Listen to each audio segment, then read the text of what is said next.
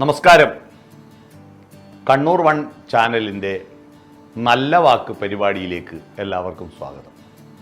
ഇന്ന് നമ്മൾ ചർച്ച ചെയ്യുന്നത് നമ്മുടെ കുട്ടികൾ യുവാക്കളായി മാറുമ്പോൾ അവരുടെ സ്വഭാവത്തിലുണ്ടാകുന്ന അടിസ്ഥാനപരമായ ഒരു മാറ്റം, അതിനെക്കുറിച്ച് നമ്മുടെ കുടുംബങ്ങളും നമ്മുടെ വിദ്യാലയങ്ങളും ഗൗരവതരമായ പഠനം നടത്തിയിട്ടുണ്ടോ?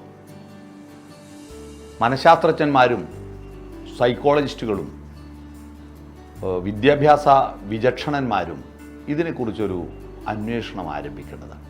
ഇതാണ് ഇതിന് കാരണം. നമ്മുടെ പ്രൈമറി വിദ്യാലയത്തിലെ പഠിക്കുന്ന കുട്ടികളുടെ സ്വഭാവം നോക്കൂ. നല്ല കുട്ടികളാണ്. എന്തൊരു സ്നേഹമാണ്, എന്തൊരു എനർജറ്റിക്കാണ് അവർ. എത്ര നല്ല പാട്ടുകളാണ് അവർ പാടുന്നത്, എന്തെല്ലാം അസൈൻമെൻറ്റുകളാണ് അവരെഴുതുന്നത്, എന്തെല്ലാം പ്രൊജക്റ്റുകൾ അവരുണ്ടാക്കുന്നു. അവരുടെ വാക്കുകൾ, അവരുടെ ചലനങ്ങൾ എല്ലാം ഒരു പ്രൈമറി വിദ്യാലയം എന്ന് പറയുന്നത് അതിമനോഹരമായ ഒരു പൂന്തോട്ടമായി മാറിക്കൊണ്ടിരിക്കുന്ന ഒരു കാലഘട്ടത്തിലാണ് നമ്മൾ ജീവിക്കുന്നത്. നല്ല പാഠപുസ്തകങ്ങളാണ്, നല്ല അധ്യാപകരാണ്, നല്ല അന്തരീക്ഷമാണ്, നല്ല കെട്ടിടങ്ങളാണ്, ഒക്കെയാണ്. പക്ഷേ ഒരു കൗമാരപ്രായത്തിലെത്തുമ്പോഴേക്ക് നമ്മുടെ കുട്ടികൾക്ക് അവർക്ക് തന്നെ പിടിച്ചാൽ കിട്ടാത്ത വിധത്തിൽ അവരുടെ സ്വഭാവത്തിൽ വലിയ മാറ്റങ്ങൾ ഉണ്ടാകുന്നു. അവർക്ക് വീടുമായിട്ടുള്ള ബന്ധം കുറയുന്നു, ചങ്ക് ഗ്രൂപ്പുകളിലേക്ക് പോകുന്നു. അതൊക്കെ പുതിയ ട്രെൻഡ്, അതൊന്നും തെറ്റൊന്നുമല്ല. പക്ഷെ അതിൻ്റെ ഭാഗമായി അവർ സമൂഹ നിഷേധികളാവുന്നു. അവരൊരു കവിത പോലും വായിക്കുന്നില്ല. UP 7ാം ക്ലാസ്സിലെത്തുന്നത് വരെയുള്ള കുട്ടികൾ വായനശാലയിൽ വന്ന് പുസ്തകങ്ങൾ എടുക്കുന്നു, കവിതകൾ വായിക്കുന്നു, വായനാ കുറിപ്പുകൾ നടത്തുന്നു, വായനാ മത്സരങ്ങളിൽ പങ്കെടുക്കുന്നു. പക്ഷേ ഹൈസ്കൂളിലും +2-ലും ഡിഗ്രിയിലും എത്തുമ്പോഴേക്ക് കുട്ടികൾ വായനശാല എന്നത് അലർജിയാവുന്നു. മഴ പെയ്യുമ്പോൾ പോലും ഒരു വായനശാലയുടെ വരാന്തയിലേക്ക് അവർ കയറി നിൽക്കുന്നില്ല.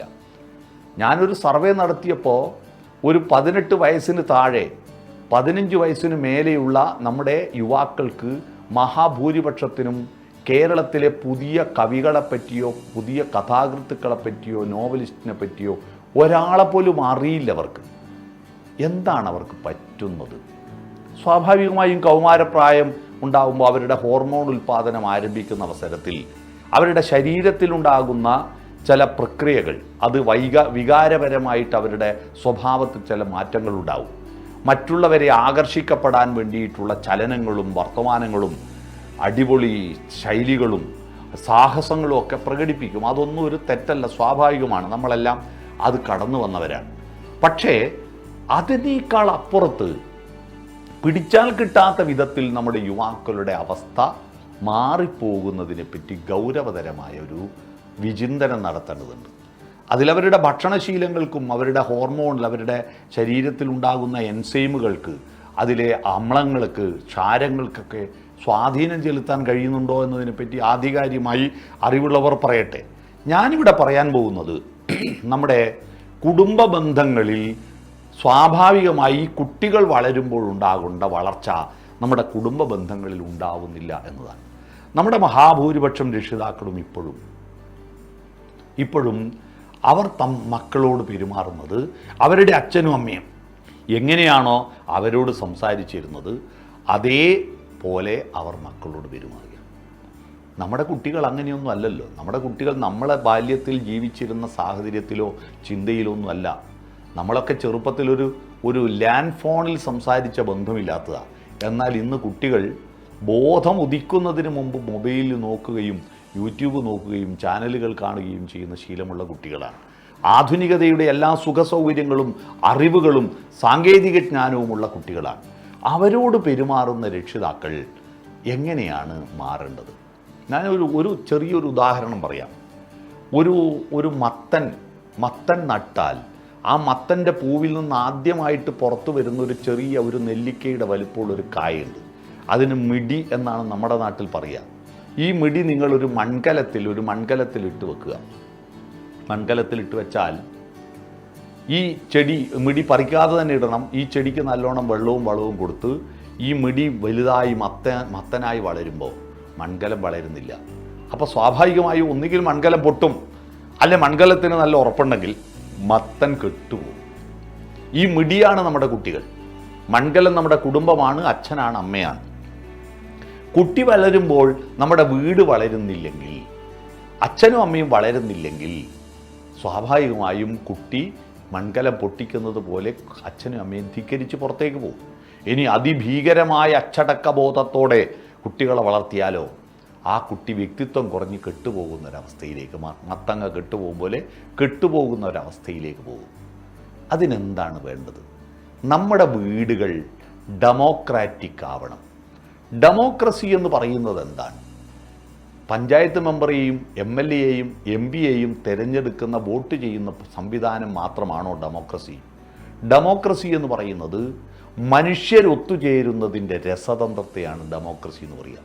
അത് കുടുംബാംഗങ്ങൾ ഒത്തുചേരുന്നത്, അയൽവാസികൾ ഒത്തുചേരുന്നത്, ഒരു നാട്ടുകാരൊത്തുചേരുന്നത്, ഒരു രാഷ്ട്രത്തിലുള്ള മനുഷ്യരുടെ ആവശ്യങ്ങളും അവരുടെ സങ്കല്പങ്ങളും അവരുടെ പ്രതീക്ഷകളും ഒത്തുചേരുന്നത്.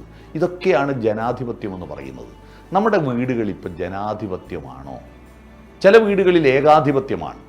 വീട് നിർമ്മിച്ചത് അച്ഛൻ്റെ കാശ്, ശമ്പളം വാങ്ങുന്നത് അച്ഛൻ, ചെലവ് കഴിക്കുന്നത് അച്ഛൻ. അപ്പോൾ അതുകൊണ്ട് അച്ഛൻ അവിടെ ഏകാധിപതിയും മറ്റെല്ലാവരും അടിമകളുമാവുമ്പോൾ ആ ചെറുപ്പക്കാർക്ക് അവൻ ആത്മാഭിമാനം ഉണ്ടാകുന്ന അവസരത്തിൽ എപ്പോഴും അച്ഛൻ്റെയും അമ്മയുടെയും ആക്ഷേപങ്ങളും കുറ്റപ്പെടുത്തലും പരിഹാസം കേട്ട കുട്ടിക്ക് ആ കെട്ടുപാടുകളിൽ നിന്ന് പുറത്തു പോകണമെന്നുള്ള താല്പര്യമുണ്ടാകുന്നു. അപ്പോൾ അതുകൊണ്ട് അവൻ ഈ സാമൂഹ്യ നിയമങ്ങളെയോ കുടുംബ മര്യാദകളെയോ അനുസരിക്കാതെ അത് പൊട്ടിച്ച് പുറത്തേക്ക് പോകാനുള്ള പ്രവണത കൂടുന്നു. അതിനു പകരം അവൻ്റെ വ്യക്തിത്വത്തെയും അവൻ്റെ അഭിമാനത്തെയും അവൻ്റെ അഭിപ്രായങ്ങളെയും മാനിക്കുന്ന നമ്മുടെ വീടുകൾ ഡെമോക്രാറ്റിക് ആവാൻ, ഡെമോക്രസിയിൽ ഒരു പ്രധാനപ്പെട്ട ഘടകം സഭ കൂടുക എന്ന് പറയുന്നതാണ്. നമ്മുടെ രാജ്യത്തിൻ്റെ ജനാധിപത്യത്തിൻ്റെ കരുത്ത് പാർലമെൻറ്റും അസംബ്ലിയുമാണല്ലോ. അത് ലോകസഭ, രാജ്യസഭ, നിയമസഭയാണ്. പക്ഷെ നമ്മുടെ വീട്ടുസഭ, കുടുംബസഭ നടക്കാറുണ്ടോ? ഈ കുടുംബ സംഗമങ്ങൾ വലിയ മൈക്കും കെട്ടി വെച്ചിട്ടുള്ള പ്രസംഗങ്ങളല്ല ഉദ്ദേശിക്കുന്നത്. വീടുകളിൽ അച്ഛനും അമ്മയും അപ്പൂപ്പനും അമ്മൂമ്മയും മക്കളും കൊച്ചുമക്കളും ഉള്ള ആ വീട്ടിൽ ആരൊക്കെയാണോ താമസിക്കുന്നവർ, അവരെല്ലാം മൊബൈൽ ഫോണും കമ്പ്യൂട്ടറും TV-യും എല്ലാം പൂട്ടി ഒന്ന് വരാന്തയിൽ വട്ടത്തിൽ ഇരിക്കാറുണ്ടോ? ആ വരാന്തയിൽ ഇരുന്ന് മുറ്റത്തെ പ്രകൃതി ആസ്വദിക്കാറുണ്ടോ? വഴിപോകുന്ന മനുഷ്യരുമായിട്ട് സംവദിക്കാറുണ്ടോ? അവരെ പറ്റിയിട്ടുള്ള അഭിപ്രായങ്ങൾ എന്താണ് പറയുന്നത്? ആരാണ് പോകുന്നത്? ബഷീറാണോ? ബഷീർ മഹാബദ്ധാണ്, അവൻ്റെ കുറ്റങ്ങളെല്ലാം പറയുന്നു. കുറച്ച് കഴിഞ്ഞിട്ട് രാജേഷ് പോകുമ്പോൾ രാജേഷ് അതിനേക്കാൾ അബദ്ധമാണ്. അത് കഴിഞ്ഞിട്ട് സൈമൺ പോകുമ്പോൾ സൈമൺ തീരെ മോശമാണ്. പഞ്ചായത്ത് മെമ്പർ ഒന്നിനും കൊള്ളില്ല, പ്രസിഡന്റ് മഹാബദ്ധം, MLA പോക്കാണ്, മന്ത്രിമാരെല്ലാം അബദ്ധമാണ്, മുഖ്യമന്ത്രി മഹാബദ്ധമാണ്, പ്രധാനമന്ത്രി ഭീകരനാണ്, എല്ലാവരും മോശമാണ്. ലോകത്തിൽ ഒരാളേ ഉള്ളൂ നല്ലത്, അത് ഞാൻ മാത്രമാണെന്ന മട്ടിൽ ഒരു ചർച്ചകളാണ് പല വീട്ടിലും നടക്കുന്നത്. ഇത് കേട്ട് നമ്മുടെ കുട്ടികൾക്കൊരു ചിന്തയുണ്ടാകുന്നു. ആ ബോധമാണ് I am okay, you are not okay. ഞാൻ മാത്രം ശരി, നിങ്ങളൊന്നും ശരിയല്ല എന്നത്. ഇതാണ് കുട്ടികളുടെ അഹന്തയായി മാറുന്നത്. ഈ ശരിയിൽ ഉണ്ടാകുന്ന വലിയ തെറ്റെന്താണെന്നറിയോ? ഞാൻ മാത്രം ശരി എന്ന് പറഞ്ഞത് പിന്നീട് എൻ്റെ മതം മാത്രം ശരി, എൻ്റെ ജാതി മാത്രം ശരി, എൻ്റെ പാർട്ടി മാത്രം ശരി, എൻ്റെ ദൈവം മാത്രം ശരി, എൻ്റെ രാജ്യം മാത്രം ശരി എന്ന മനസ്സിലേക്ക് വരുന്നു. ഇത് കേട്ട് ഈ I am okay, you are okay എന്ന മനോഭാവം വളർന്നിട്ടാണ് രാജ്യത്തുള്ള സകല കലാപങ്ങളും ഉണ്ടാകുന്നത്. എൻ്റെ പാർട്ടി, എൻ്റെ മതം, എൻ്റെ ജാതി, എൻ്റെ ദൈവം, എൻ്റെ രാഷ്ട്രം, ഇത് ഈ ഒരു മനോഭാവത്തിൻ്റെ പേരിലാണ് ലോകത്തെ യുദ്ധങ്ങളും കുഴപ്പങ്ങളും കലാപങ്ങളും ഉണ്ടാകുന്നത്. അപ്പോൾ ഈ നെഗറ്റീവ് മാത്രം പറയുന്ന ശൈലി നമ്മുടെ വീടുകളിൽ നിർത്തണം. പത്രമെടുത്തിട്ട് ചാനലെടുത്തിട്ട് ചാനലിലെ വാർത്ത കാണുന്നുണ്ടെങ്കിൽ, പത്രത്തിലെ വാർത്ത വായിക്കുന്നുണ്ടെങ്കിൽ തൂങ്ങിച്ചത്തതും കിണറ്റുതുള്ളിയതും കൊന്നതും പീഡിപ്പിച്ചതുമായ വാർത്തകൾക്കാണ് ഏറ്റവും കൂടുതൽ വ്യൂവേഴ്സ്. എന്നാൽ നല്ല വാർത്തകൾ ഇഷ്ടം പോലെ നടക്കുന്നുണ്ട്. ആ നല്ല വാർത്തകളൊന്നും വായിക്കാനോ കാണാനോ.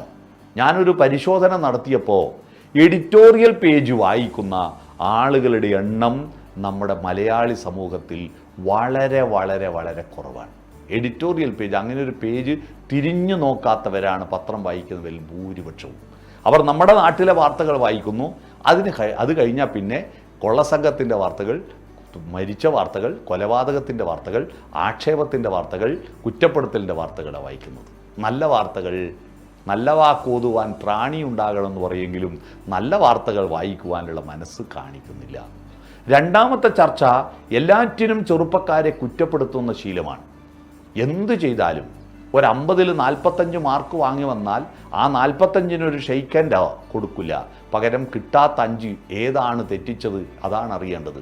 കിട്ടാത്തതിനാണ് വില, കിട്ടിയതിന് 45-ന് വിലയില്ല. എല്ലാറ്റിലും കുറ്റം, എല്ലാറ്റിനും പരിഹാസം. ഇത് കേട്ട് കേട്ട് നമ്മുടെ കുട്ടികൾക്കൊരു തോന്നലുണ്ടാവുന്നു. I am not okay, you are okay. ഇത് അപകർഷതാബോധമാണ്. മൂന്നാമത്തെ ഒരു പ്രവണത, ഒരുപാട് ആക്ഷേപങ്ങൾ കേൾക്കുകയും ചുറ്റുവട്ടമുള്ള സമൂഹത്തിലെല്ലാം മോശമാണെന്ന് കേൾക്കുകയും ചെയ്ത കുട്ടികൾ I am not okay, you are not okay എന്ന മനോഭാവത്തിൽ വളരുകയാണ്. ഞാനും പോക്കാണ്, നിങ്ങളും പോക്കാണ്, ആരും നല്ലതല്ല. അവർ ഈ സമൂഹ വിരുദ്ധരായി മാറുകയാണ്. I am not okay, you are not okay. അവരെ കൊണ്ടൊരു നാട് മുടിഞ്ഞു പോകും. എന്നാൽ നമ്മുടെ കുട്ടികൾ ഏത് മനോഭാവത്തിലാണ് വളർത്തേണ്ടത്? നമ്മുടെ വീടുകളിൽ I am okay, you are okay എന്ന മനോഭാവത്തിൽ. ഞാനും കുഴപ്പമില്ല, നിങ്ങളും കുഴപ്പമില്ല, എല്ലാറ്റിൻ്റെയും നന്മ കാണാൻ കഴിയണം. സുഗതകുമാരി ടീച്ചറുടെ ഒരു വരിയുണ്ട്, പരുക്കനാണ് ഈ ലോകം പക്ഷേ ആരാമങ്ങളുമുണ്ടിവിടെ. ഈ ലോകത്തിന് ഒരുപാട് കുഴപ്പങ്ങളും തകരാറുകളും ഉണ്ട്. പക്ഷെ ആ തകരാറുകൾ മാത്രമാണോ ലോകത്തിലുള്ളത്? അല്ല. ഇവിടെ പൂന്തോട്ടങ്ങളില്ലേ? ഇവിടെ രാവിലെ നിങ്ങൾ വീടിൻ്റെ വാതിൽ തുറന്നിട്ട് മുറ്റത്ത് വിരിഞ്ഞിരിക്കുന്ന പൂക്കളെ കാണാറുണ്ടോ? ഉദിച്ചു വരുന്ന സൂര്യനെ കാണിക്കാറുണ്ടോ മക്കളെ? ആ പൂക്കളിൽ വന്നിരിക്കുന്ന പൂമ്പാറ്റകളെ കാണിക്കാറുണ്ടോ? അവിടെ വട്ടമിട്ട് പറക്കുന്ന തുമ്പികളെ നോക്കാറുണ്ടോ? വരാന്തയിൽ ഇറങ്ങി ആ കുറച്ചു നേരം ആ പ്രഭാതത്തെയും പ്രകൃതിയെയും പ്രകാശത്തെയും കാണുന്നതിന് പകരം വേഗം അടുക്കളയിൽ കയറിയിട്ട് ശരീരത്തിനാവശ്യമായ ഇന്ധനം, ഭക്ഷണം കൊടുക്കുന്ന ഇടമല്ല നമ്മുടെ വീട്. നമ്മുടെ വീട് കിടന്നുറങ്ങാനുള്ള ലോഡ്ജല്ല. നമ്മുടെ വീട് ഭക്ഷണം കഴിക്കാനുള്ള ഹോട്ടലല്ല. നമ്മുടെ വീട് വിസർജിക്കാനുള്ള ടോയ്ലറ്റ് കംഫർട്ട് സ്റ്റേഷനല്ല. നമ്മുടെ വീട് സന്താനങ്ങളെ ഉൽപ്പാദിപ്പിക്കുവാനുള്ള ലേബർ റൂമുമല്ല. നമ്മുടെ വീട് സ്വപ്നങ്ങൾ പൂക്കുന്ന ഇടമാണ്. നമ്മുടെ വീട് അഭിപ്രായങ്ങൾ രൂപീകരിക്കുന്ന ഇടമാണ്.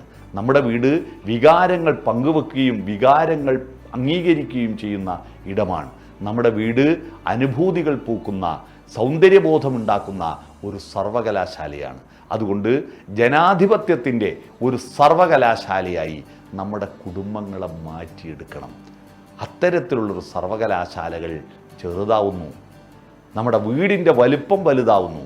വീട് വലുതാവുന്നു, വലിയ ബെഡ്റൂം ആകുന്നു, വലിയ കെട്ടിടമാകുന്നു. എന്നാൽ അവിടുത്തെ മനസ്സ് ചെറുതാവുന്നു. ചത്വരത്തിൽ നിന്ന് കരതല ചതുരത്തിലേക്ക് നമ്മുടെ കുടുംബ നിവാസികൾ ചുരുങ്ങുന്നു. മുറ്റത്തും വരാന്തയിലുമായിരുന്നു. ചത്വരം മുറ്റമാണ്. മുറ്റത്ത് ഓടി നടന്നിരുന്ന, മുറ്റത്ത് വട്ടമിട്ട് നടന്നിരുന്ന, വരാന്തയിൽ കണ്ണോട് കണ്ണു നോക്കി ഇരുന്നിരുന്ന ആ വീട്ടിലുള്ള ആളുകളെല്ലാം ഇപ്പോൾ കയ്യിലുള്ള ഒരു ചതുരത്തിലേക്ക്, ഒരു മൊബൈൽ ഫോണിൻ്റെ ചതുരത്തിലേക്ക് ചുരുങ്ങിപ്പോകുന്ന ഒരവസ്ഥയിലേക്ക്. അടഞ്ഞ വാതിലുകൾ, മിക്ക വീടിനും തുറന്നു വെച്ച വാതിലുകളില്ല, തുറന്നു വെച്ച ജനലില്ല. സ്ഥിരമായി അടച്ചു വെക്കാനാണെങ്കിൽ പിന്നെ ജനലിൻ്റെ ആവശ്യമെന്ത്? അവിടെ കല്ല് വെച്ച് മുട്ടിച്ചാൽ പോരെ? ജനലുകൾ ഉണ്ടാക്കിയിരിക്കുന്നത് തുറന്നു വെക്കാനാണ്, അടച്ചു വെക്കാനല്ല. ജനൽ തുറക്കുന്നത് പോലെ നമ്മുടെ മനസ്സിൻ്റെ ജാലകങ്ങളും തുറന്നു വെക്കാൻ കഴിയണം.